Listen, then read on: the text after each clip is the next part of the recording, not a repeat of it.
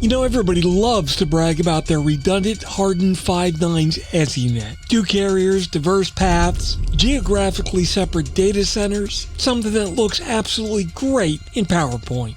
But what if I told you that there's still a single point of failure that's lurking in almost every NG911 deployment in the country? And it's not the fiber, not the router, and not the call handling system. It's actually something that nobody likes to admit, because fixing it means changing how we govern, fund, and design NG911. And in this episode, we're going there.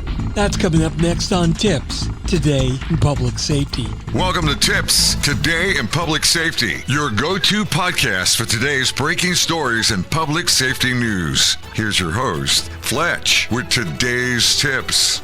You know, you can build the most resilient network in the world, but if everyone depends on the same decision, the same authority, or the same control plane, you actually don't have redundancy. You just have backup illusions. Welcome to TiPS, Today in Public Safety. This is Fletch. I'm a NEVA certified ENP, and every Monday, Wednesday, and Friday, I cut through the marketing, the buzzwords, and all the half-truths in emergency communications. So today's episode is one that I've been circling for quite some time, mainly because it makes people uncomfortable. We're talking about ESINet's single points of failure, but not the obvious ones. The structural ones. You know, the kind that don't show up until everything else works exactly as designed, but the system still fails. Let's dig in. Segment 1. The myth of physical redundancy equals resilience.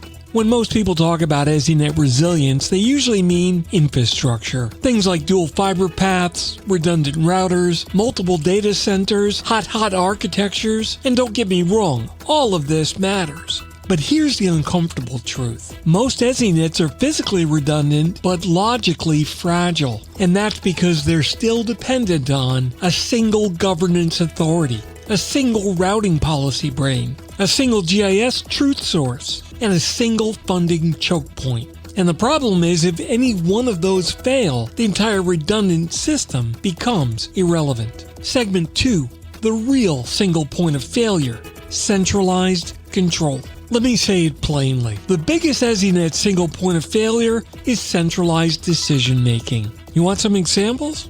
One statewide authority controlling call routing rules. One LVF ECRF policy owner. One change control board. One vendor-managed configuration environment. So if that entity makes a bad update, delays a fix, misinterprets a boundary, loses staff, or loses funding, well, the entire state is going to feel it. And I think we've seen this already. Calls get misrouted for days. PSAPs receiving traffic they're not able to answer. Backup PSAPs that were never tested. Temporary routing fixes that suddenly became permanent liabilities. Sorry, but that's not resilience. That's a blast radius. Segment 3. Shared dependency nobody documents.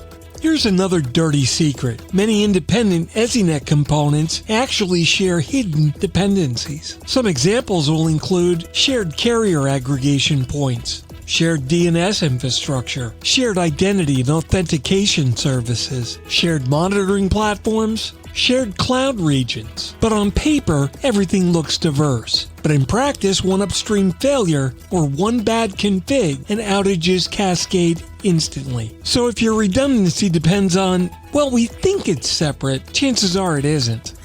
The reality check.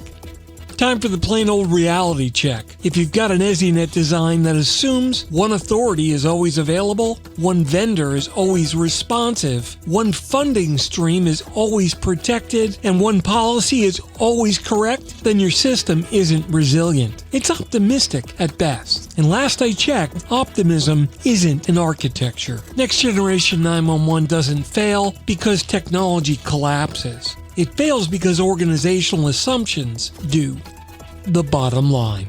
Here's the bottom line. True ESINet resilience is not just about hardware. It's about decentralization, transparency, and accountability. That means distributed governance models, clearly defined control boundaries, multiple validated GIS truth sources, real operational independence for PSAPs, failures that degrade gracefully, not catastrophically.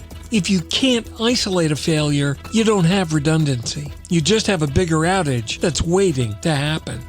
That wraps up today's episode of TiPS, Today in Public Safety. Thanks so much for listening. I hope I opened your eyes a little wider on a few topics. For more updates and insights, remember to follow me on social media at Fletch911, and you can visit 911tips.com for a complete archive of previous episodes. My blogs are available at Fletch.tv, and my professional website is Fletch911.com. Stay safe, thanks for listening, and if you're in public safety, thanks for what you do every single day.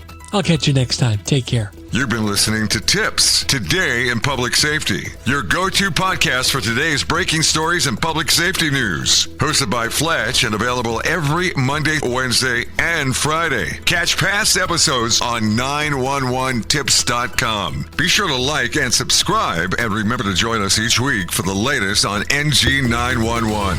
I am Spider Harrison, the official 911 voiceover dude. Catch me on Sirius XM on various channels, including 90s on 9, the 10 spot, and on the Weekend Countdown on Hits 1. Or don't regret it for the rest of your life. Either way, I'm good.